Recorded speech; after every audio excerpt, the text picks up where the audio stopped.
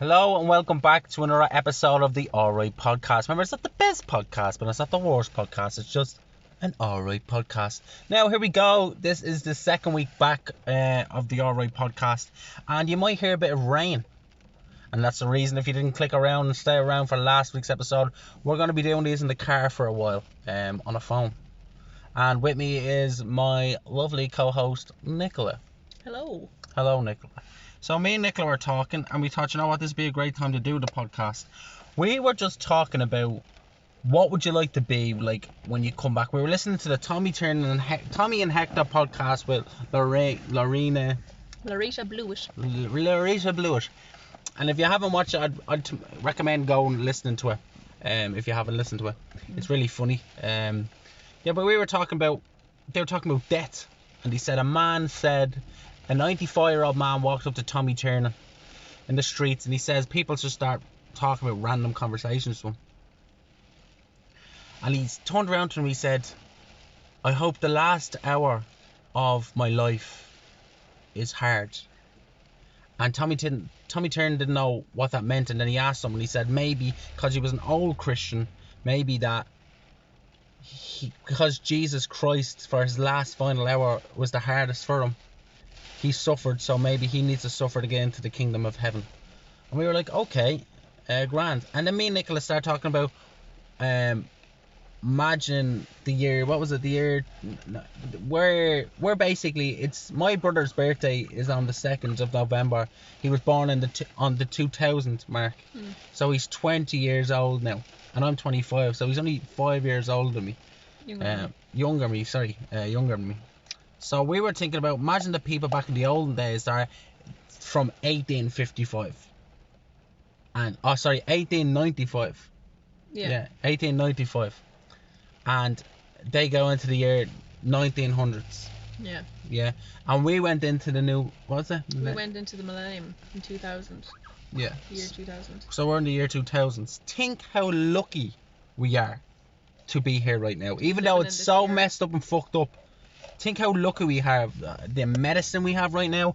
We're literally sitting outside a Starbucks over at the Font Hill in Livy Valley, on the Font Hill Road, I think it is, yeah, on the Livy Valley Road, going out to Livy Valley Shopping Centre, and we're sitting by the new Starbucks, a 24-hour drive-through, just sipping on some hot chocolate and talking. And I said, you might as well do a podcast. And Nicola asked me, what would you like to come back as? If you died, right, so you're saying everyone has energy, and when they die, your energy comes back into something else. Yeah. So I said, what would you want to come back as if you could pick? So that's a hard one. Do you have an answer? Would you know? No, I need to think about it. Yeah, well, we should have thought about it before we done the podcast. But I thought you had an answer. No, I didn't have an answer, and I wanted to make one. And you know what? I'd love to come back as a whale. Or a dolphin. Or a turtle even. So you could live really long? So I can live long. I can live, and I'm not experiencing this life, the life above water. I'm experiencing life underwater. But would life in water not be very cold and lonely? If you're a whale, right, you're the biggest predator out there. No one's going to attack a whale. No. So you're swimming around in the ocean for probably hundreds of years by yourself. Yeah. And you're just swimming around. No fear. No one's going to attack you. Yeah. No. Would not be lonely? No. And for the people that said I'd love to come back as a monkey, guess what? You are a monkey. If you believe in science and you don't believe in Jesus, I believe in both. I believe that when we die, we go somewhere else. I believe that. I don't think we're dead, we're underground.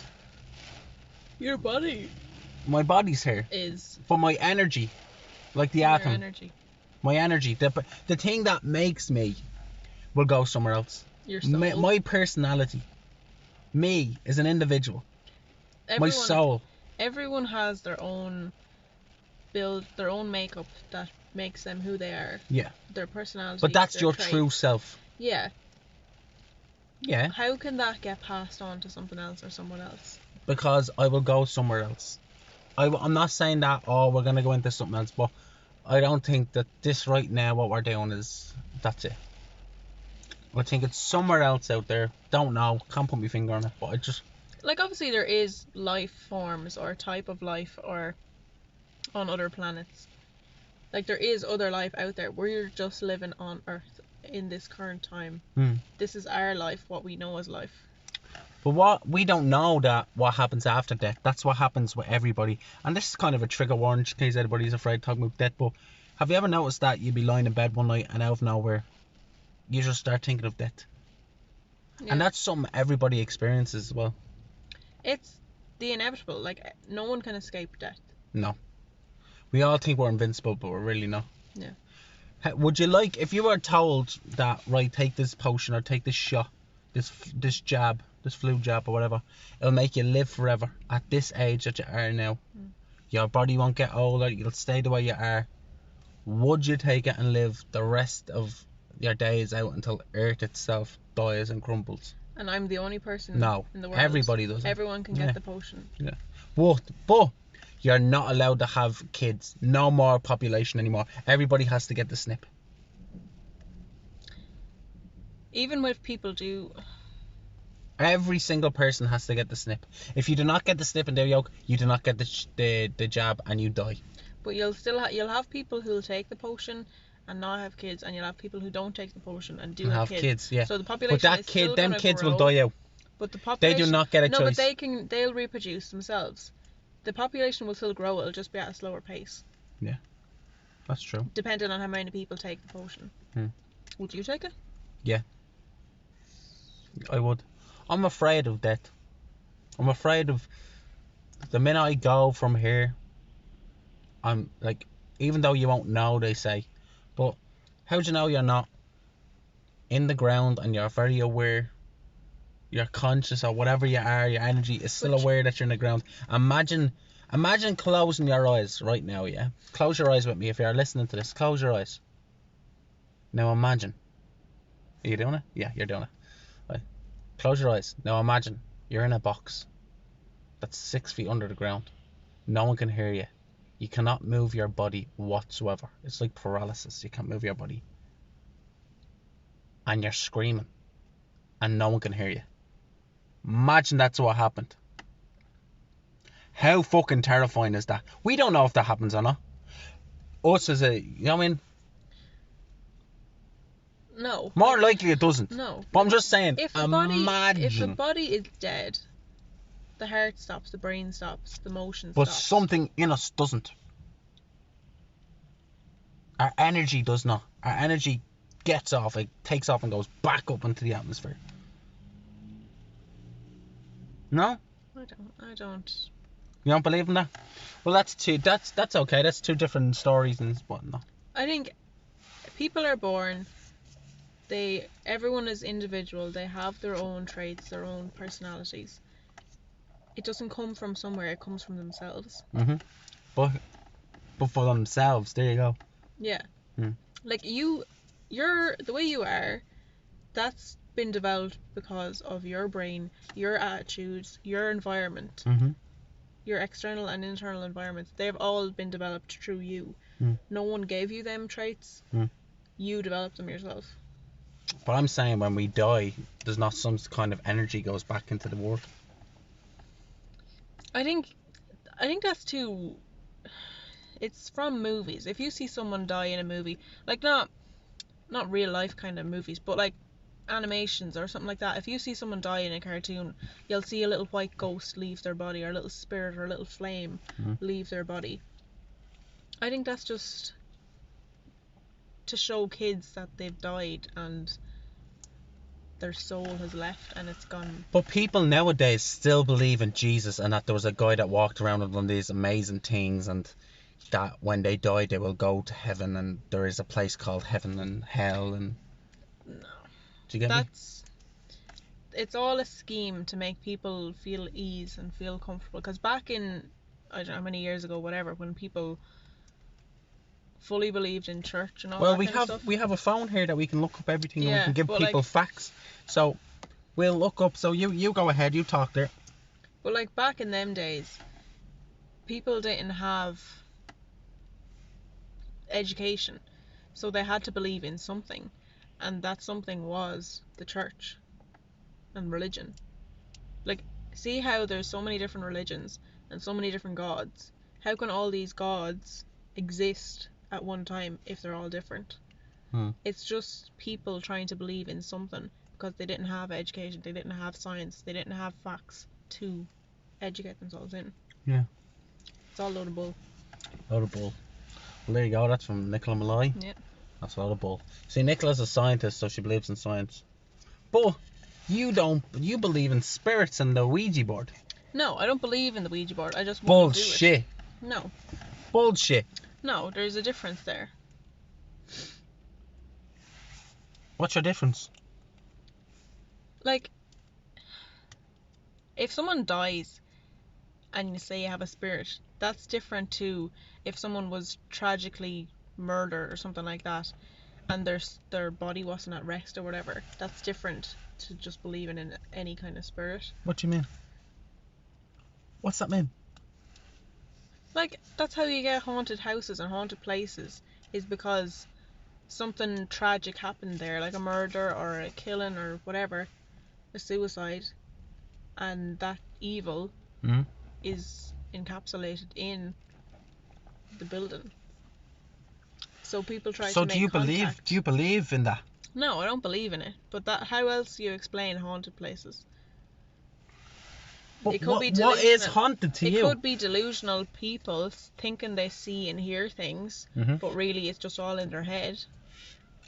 But then how does something get the term of being haunted? Like, that means multiple people must have seen or heard things. Yeah. So you don't believe in. So let me get this straight. You don't believe in you go somewhere after you die, but you believe that multiple people could see one thing, and that's where the difference between haunting and. No, like, I don't know if I believe in ghosts or haunted or not, but it's more like if you're believing in a god, you're believing in something you've never seen before. But if you see something spooky or you see actual things in a haunted place, have you ever experienced any of that before? Do you have a story that you could tell that you thought you seen something before? No. No, and neither have I. And would you like to? No. Why?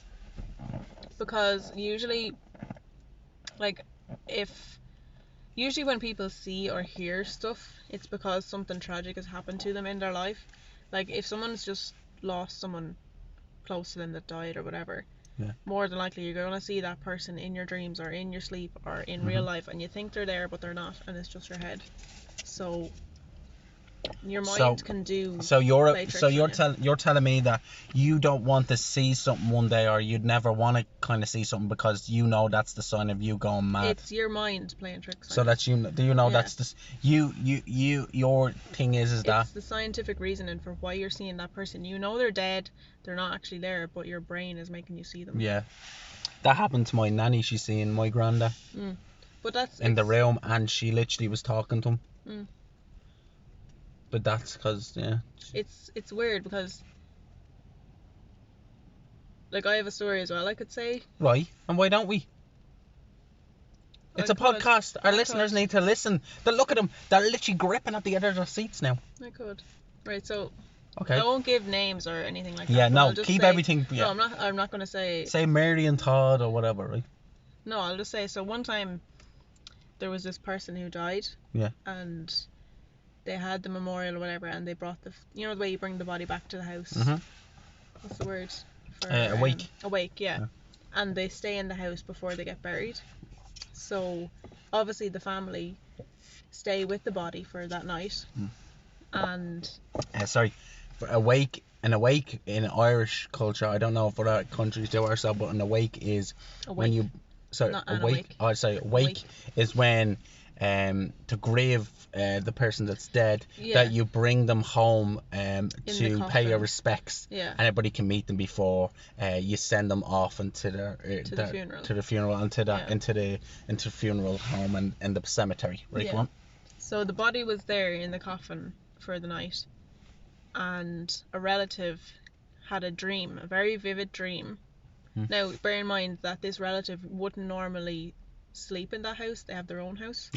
So this relative was sleeping in the home house, say, with the body, and they had a dream, a very vivid dream, that the person who had died was talking to them and was telling them to go into the room where the coffin was. Yeah.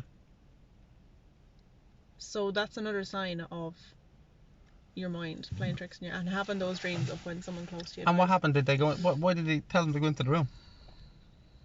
It was part of their dream. Right. So hold on.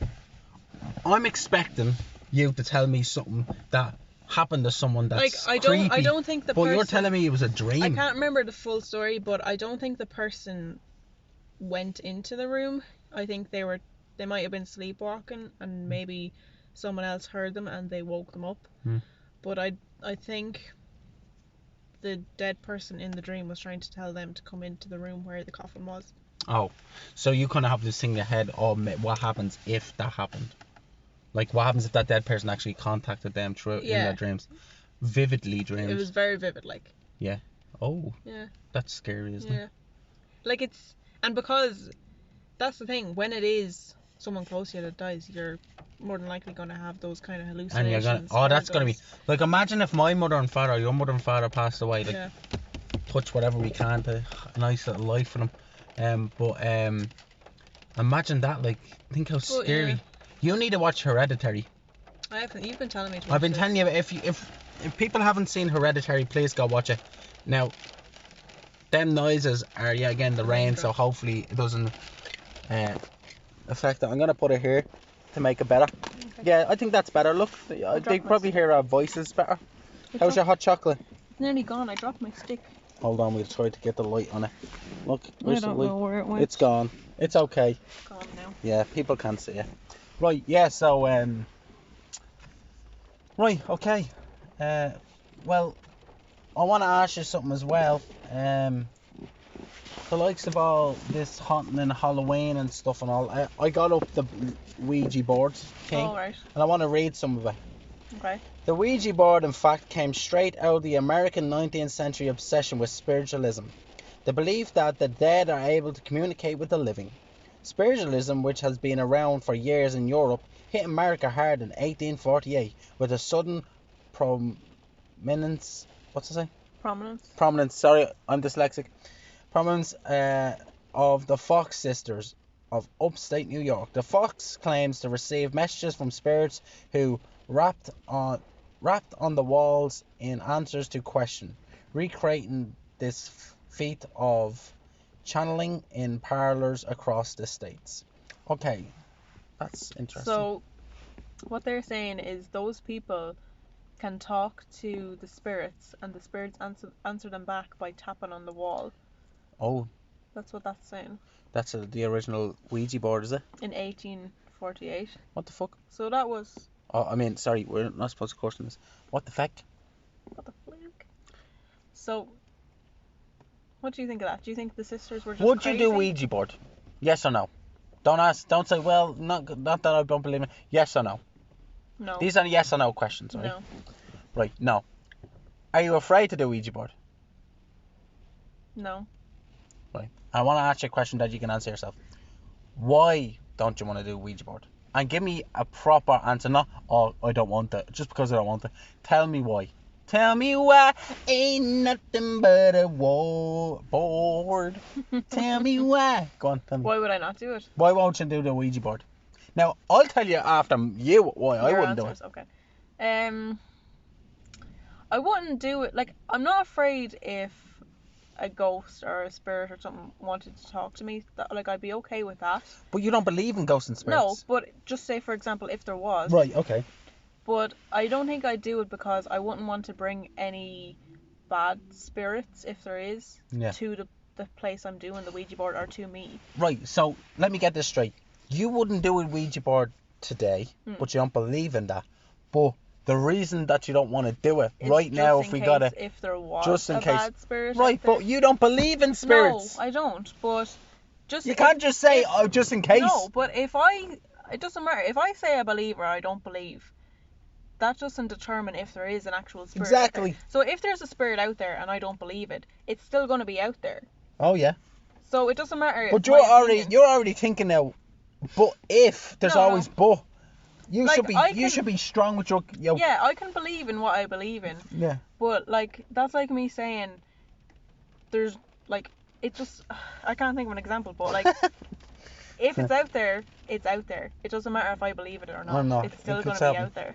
But there's that little belief in your head then that there could be something out there. So you're afraid to do a Luigi. You're afraid to do a Ouija board just in case you do summon Come someone. across a bad What spirit. happens? I remember, right? I was in a room with two guys I used to be friends with, and they made a Ouija board, and they got the glass and they put candles around it and all, and it goes, "Come on, do it." Wait, they made their own Ouija They made their board? own. Okay. And they said, come on, we do it. Come on. And I goes, "No, I'm not touching that." And I sat on the bed and they sat back, and I was scared. And they say that now this is real. 100%. I'm not lying here. This is creepy.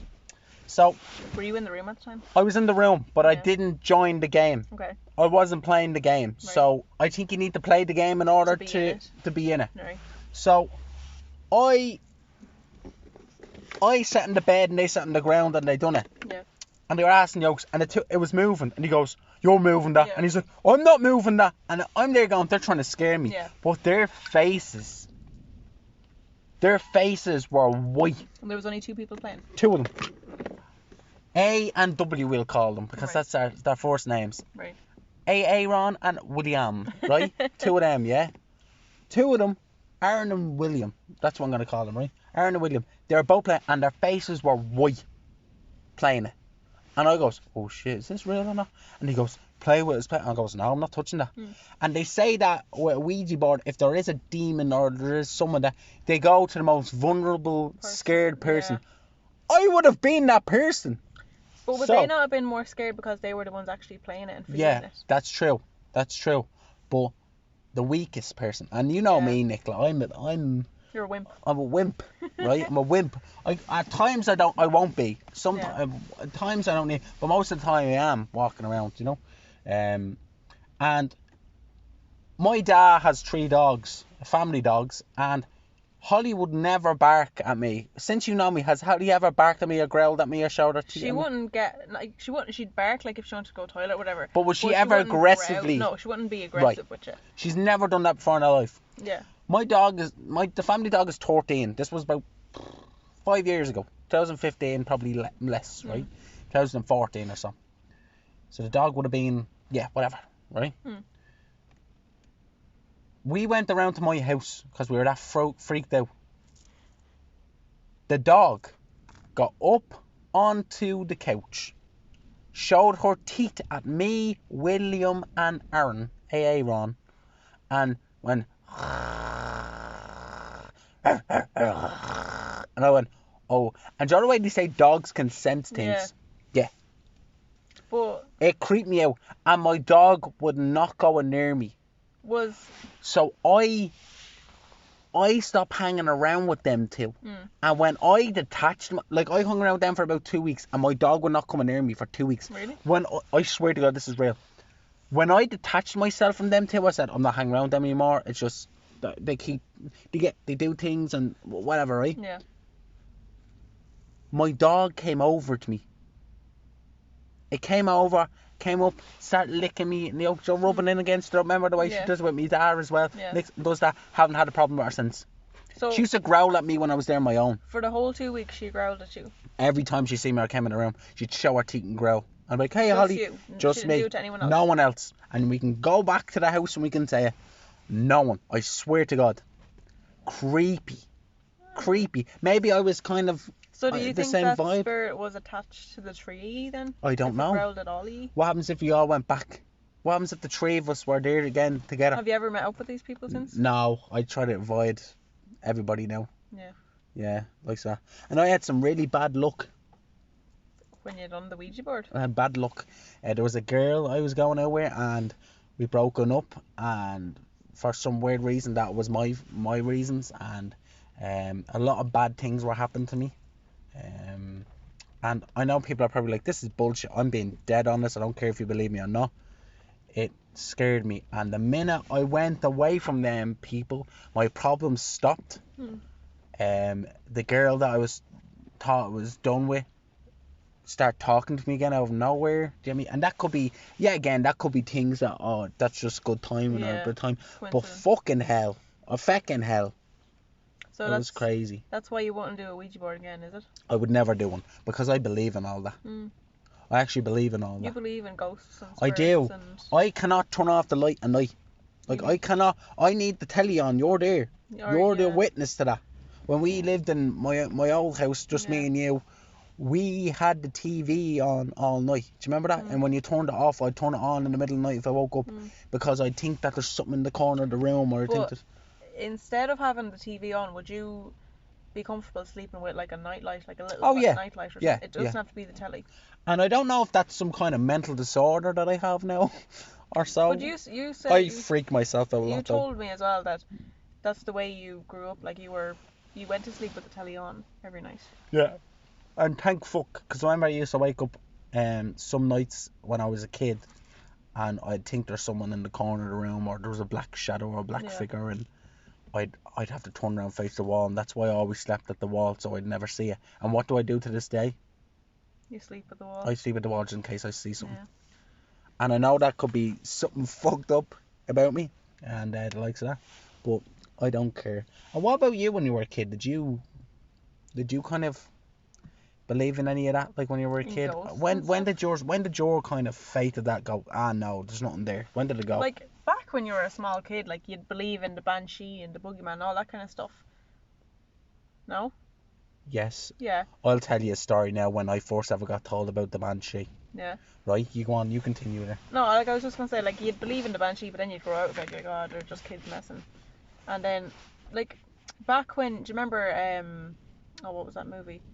Paranormal Activity. Do you remember when that came out? Like that was funny. That was a big, but it was kind of spooky as well. Like, oh, how are the doors closed? Like when you're a kid, you don't really know. Oh, that's just a movie. Yeah. Like, so you'd kind of believe it a little bit there, and if you've seen something in the corner of your room or whatever, you'd be like, what's that? But like, when you turn on the light, your eyes go real see, squinty. You're like, what's that? Trying to make it out, and then you make out a shape that looks like a person, and you freak yourself out. You can see what it's like, but I never really believed in ghosts or that kind of stuff. Yeah. So. Well, I'll tell you a story. We were all sitting out on the wall. We were all playing football, and it was in the winter, so it was around 5 o'clock. It started getting dark, and there was a guy called Malcolm that used to live next door to us. My friend, Colm, his dad, and Colm's dad came out one of the evenings, and we were just finished, and we were sitting on the wall, and where my wall is, it kind of goes down a little slump where it used to go down like a slump. It didn't always go straight. It used to come down like that a little bit. So we'd all sit on there and sit around. We'd drink Capri Suns and stuff while playing football, get water or whatever. And I remember Colin's dad came out and said about, ooh, like that. It was like that. He goes, have you heard this? And he's telling the story, and I was like, what's that? And he goes, because we were getting ready to go to Sligo. And he goes, now watch out for the banshees. And I goes, what's a banshee? And he goes, you never heard of a banshee? And I goes, no, what's that? And he goes, well, it's this woman, and you'll hear her cry, or a baby will cry, or you'll hear her go, oh, like that, and your ears will pop, and then she has a brush, and if you ever find a brush, a comb on the ground, never pick it up, because it could be the banshee's comb and stuff. And I remember sitting on the wall going, one night, and then Malcolm was telling us what happened one night when a banshee was there or something like that. He said he seen a banshee or stuff, and I think he's just doing it because he's really good at storytelling and stuff and all, so he was telling us. And I remember just sitting on the wall, and he finished, and out of nowhere I went, and I start crying, and he goes, what's wrong with you? And he goes, and I ran into my house, and he started laughing, going, come here, it's alright, they're not gonna get you as long as you don't pick up the comb and stuff. And I cried, and my ma had to go out and tell him. How old were you? Jesus, I think I was about 10 or something. Yeah. And you'd about never 10. heard of a banshee before then? No. Yeah, see, I think it's more of a country thing. Yeah. Banshee. Yeah. Like I remember. But you believe in that? No. No? No. I would. No, I remember when I was in primary school, that's when, like, at that age, you'd believe in anything. And Jesus, I'm still in primary school. All the older kids would be like, oh, did you hear the banshee? Like, they'd just be messing. Yeah. And I remember one time, I think I was in second class, because I remember the classroom in school, and the older kids, so we shared a room, so second class and third class were in the same room. Yeah. So the people from 3rd class were scaring us one day, and because where I went to school in Clonmacnoise, so it's beside like a graveyard and a monastic church and a round tower and all this holy stuff. And one of the kids was like, "Oh, I can see the banshee, I can hear her," and everyone, like all the 2nd class kids, hid under the tables in the classroom, like in the middle of class and behind the radiators and all that kind of stuff, just because one of the kids said, "Oh, there's the banshee." See them things where graveyards and all. I went out with a girl for a few weeks, a few years ago, and she lives up in Palmerstown.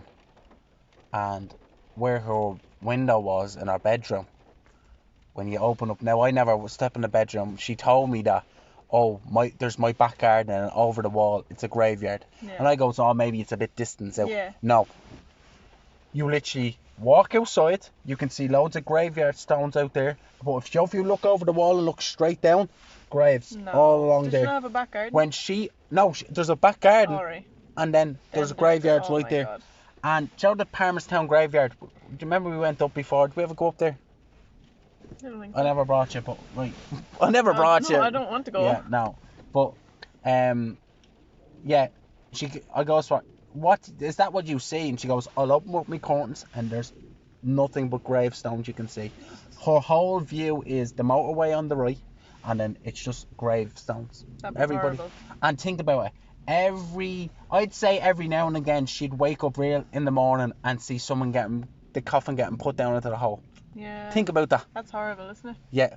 But think how much she's used to death. Yeah. But she's used to seeing other people she doesn't know dying. Not used to. Of course, yeah, that's true. Her close family. Yeah. And I remember she goes, she wanted to come up and look, and I goes, yeah. And I wasn't even thinking of anything else, like, you know, when a boy or girl left on herself in their house on their own, and I wasn't thinking of anything like that. Yeah. I literally thought of, right, I'm gonna go upstairs, I'm gonna look out the back, and I looked out, and it's just literally nothing but a graveyard. The motorway on the right that we take coming in and out, and literally nothing. Do you know when you go over the B&Q bridge? If you look to your left, you can actually see her house. Oh, right. Her house is along them. Do you remember them houses? That's where her house is, along there.